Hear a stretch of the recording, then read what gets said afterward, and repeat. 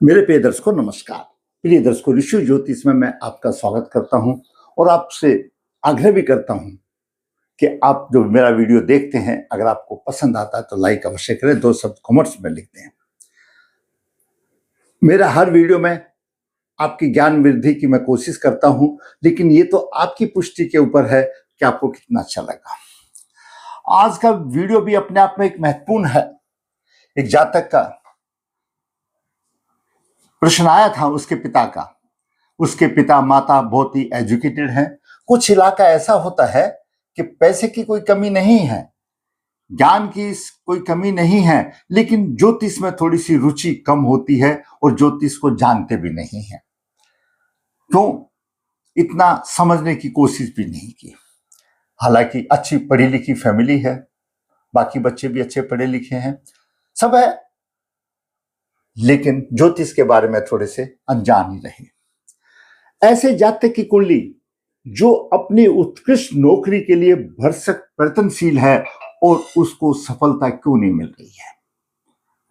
Competition में जाता है तो कुछ 2-4% से जैसा है वो रह जाता है। सिविल सर्विसेज के लिए भी काफी प्रयत्नशील है, लेकिन उसकी बात नहीं बन रही है। तो क्या है ग्रह योग? आपके भी ऐसे हो सकते हैं। आपके लिए भी बहुत ही मार्गदर्शन करने वाला वीडियो है। दर्शकों, सबसे पहले तो जो राहु देव हैं वो अष्टम भाव में और द्वादश भाव में प्रबल पितृदोष बनाते हैं। कौन सा है? ये अष्टम भाव है और ये द्वादश भाव है। ये प्रबल पितृदोष बनाते हैं। अष्टम भाव में तो ये कहा गया है कि अगर कन्या की कुंडली है तो वह अपने व्यवहार, चरित्र और दुर्भाग्य के कारण अपने मातृपक्ष और ससुराल पक्ष दोनों में परेशानी का वातावरण करती है और उसमें बड़ी दिक्कतें आती हैं, जिसको कहा गया अष्टम राहु। अष्टम राहु सबसे बड़ा पितृदोष है और द्वादश राहु भी सबसे बड़ा पितृदोष है। और दसम भाव में राहु अगर स्थिति के आधार पर है, राजनीति के वालों के लिए तो वारे किनारे कर देता है, वो बात चलो अलग है। मुख्य बिंदु पर आते हैं।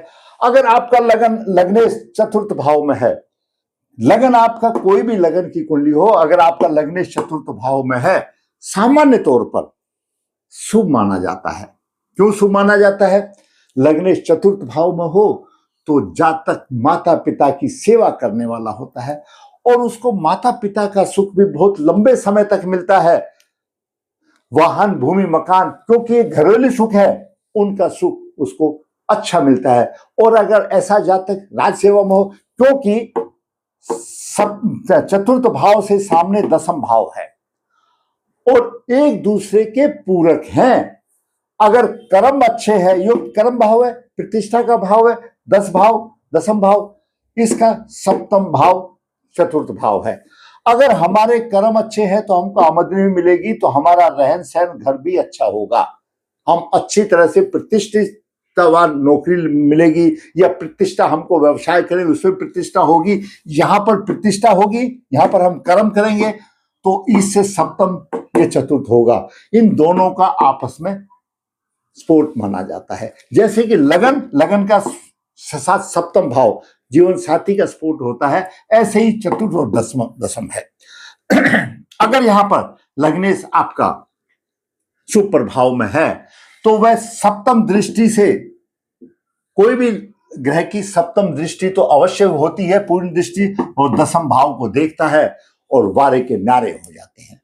और कुछ ग्रह तो ऐसे भी होते हैं जो बड़ी शुभ दृष्टि से देखते हैं। जैसे शनि है, अगर शनि यहां पर हो, नीच राशि में तो होगा, लेकिन सप्तम भाव को उस दृष्टि से देखेगा, बड़ी नीच दृष्टि से देखेगा।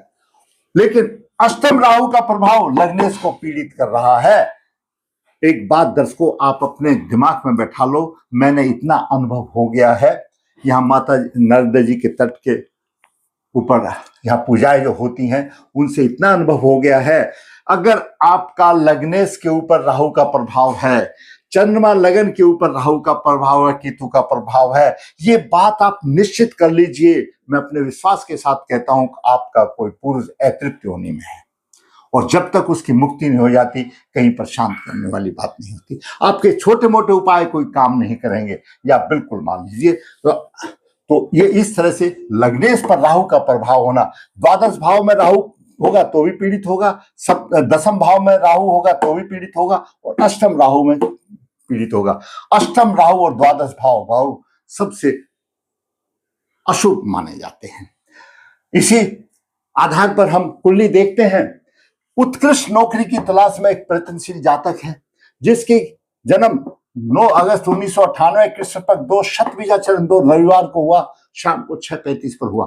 जन्म के समय पर मकर लगन हुआ। मकर लगन की 14 डिग्री है। द्वितीय भाव में चंद्रमा 12 डिग्री और केतु 8 डिग्री लेकर के केतु भी चंद्रमा से पीड़ित है।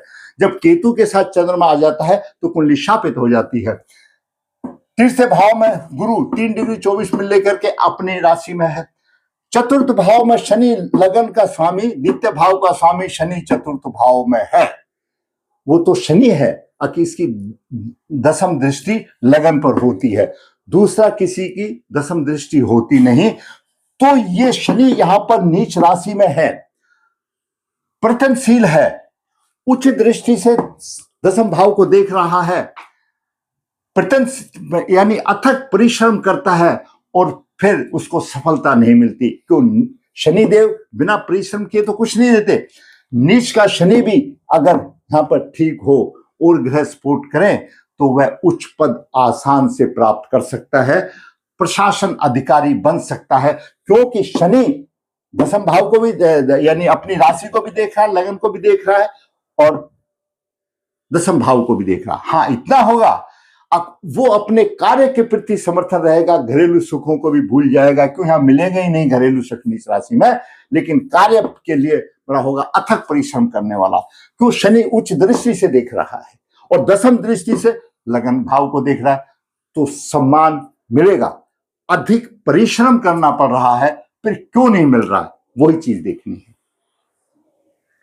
छठे भाव में मंगल चतुर्थ भाव का स्वामी, एकादश भाव का स्वामी 28 डिग्री लेकर के मृत अवस्था में है।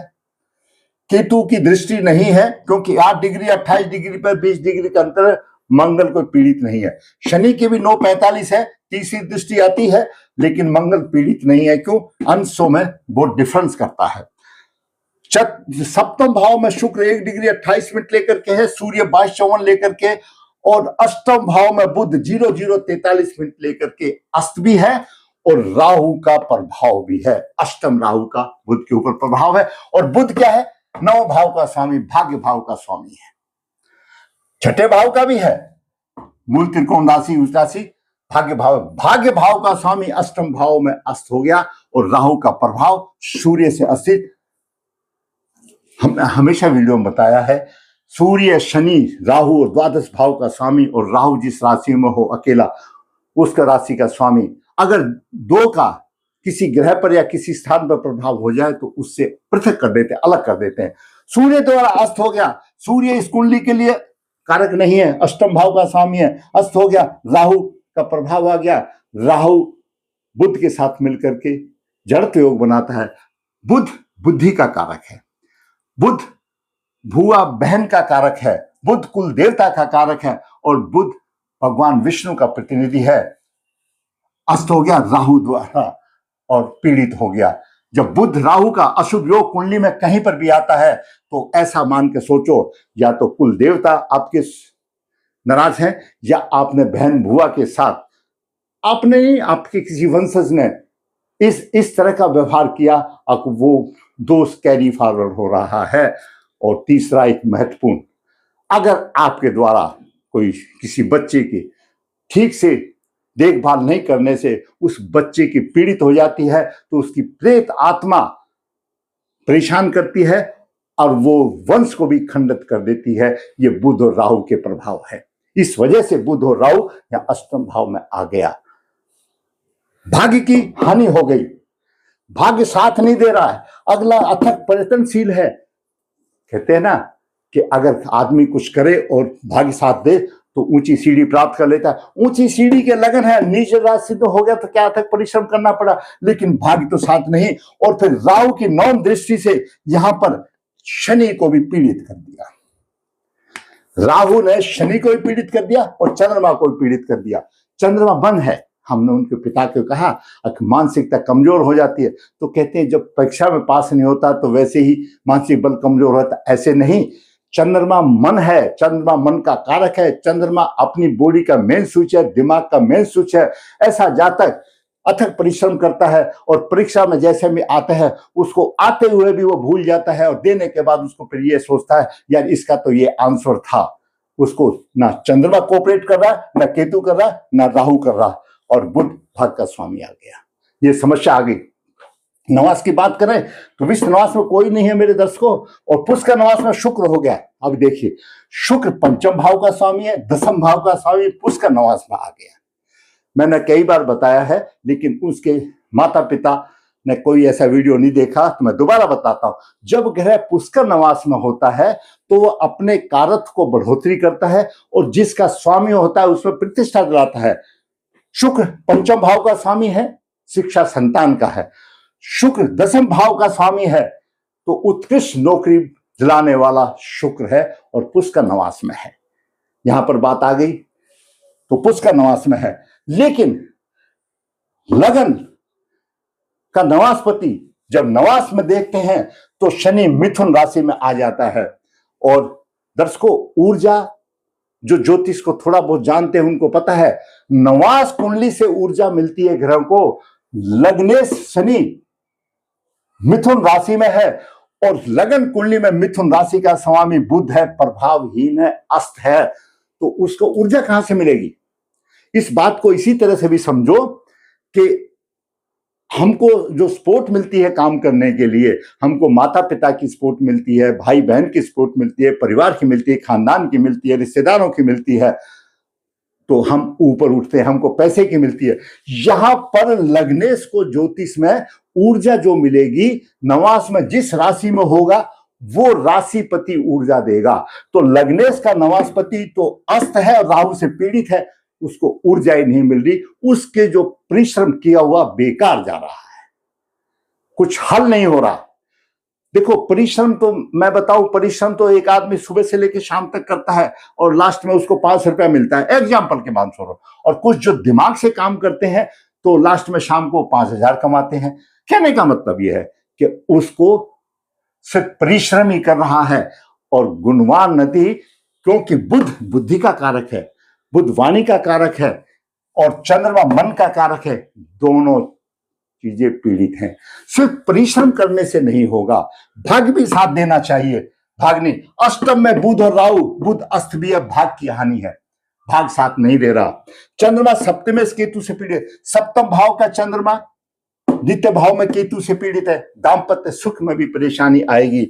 मंगल और शुक्र, यहां पर मंगल और शुक्र बिल्कुल एक नजदीक 28 डिग्री 1 डिग्री लेकर के है। मंगल ऊर्जा है, शुक्र भोग विलास का कारक है, दाम्पत्य सुख देने वाला है, गुप्त अंगों का स्वामी है। ये भी कहीं ना कहीं दशा अंतर्दशा आने से अशुभ प्रभाव देगी, अनैतिक कार्य के भी झुकाव हो सकता है। लग्ने शनि पर राहु का प्रभाव है, लग्ने शनि पर राहु का प्रभाव है, मैंने बता दिया। कोई ना कोई इनका पुरुष अतिरिक्त योनि में है। भाग्येश कर्मेश, दर्शकों ये भाग्य भाव का स्वामी है, कर्म भाव का स्वामी है। इसकी स्थिति अगर आगे पीछे हो, जैसे यहां पर है कर्म भाव का स्वामी शुक्र यहां पर है, सप्तम भाव में है और भाग्येश अष्टम भाव में, इसको कहा जाएगा एक दूसरे से दूसरे 12वें, यानी शुक्र से दूसरे स्थान पर बुध है और बुध से 12वें स्थान पर शुक्र है, यानी आगे पीछे। जब ऐसी स्थिति होती है कर्म भाव का स्वामी की, भाग्य भाव के स्वामी की ऐसी स्थिति होती है, तो बच्चे हमारे एग्जाम देकर के आते हैं, टेस्ट देकर के आते हैं और उनको ये उम्मीद रहती है कि इस बार तो 100% हो जाएगा, और लेकिन वो उम्मीदें पानी फिर जाती है, रिजल्ट 0 निकलता है। ऐसा देखा, ऐसा होता है, और फिर उसका कोई फल किसी और को चला जाता है, तो भाग्य साथ नहीं दे रहा, भाग्य साथ नहीं दे रहा।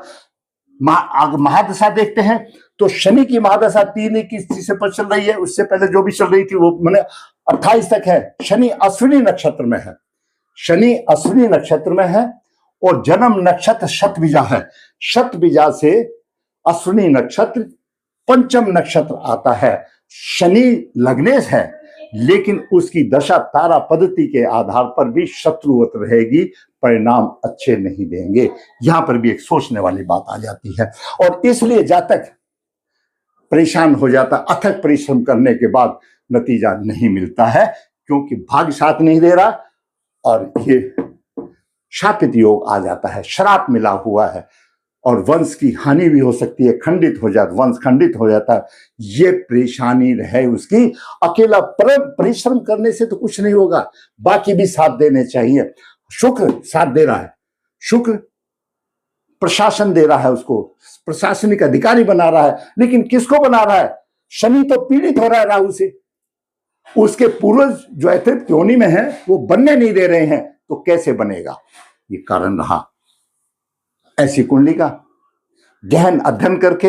अब देखिए यहां पर नवास कुंडली में देखिए, शनि मंगल के साथ भी आ गया, राहु के साथ भी आ गया, नवास में भी शनिदेव पिट गए, और दूसरे भी और जो वर्ग कुंडली आते हैं उसमें भी। इसलिए मैं कहता हूं कि गहन अध्ययन करने के बाद जो निष्कर्ष निकलता है उसके उधार से पितृदोष निकालना चाहिए, शापित दोष निकालना चाहिए, तभी कुछ राह आसान हो सकती है, वरना नहीं।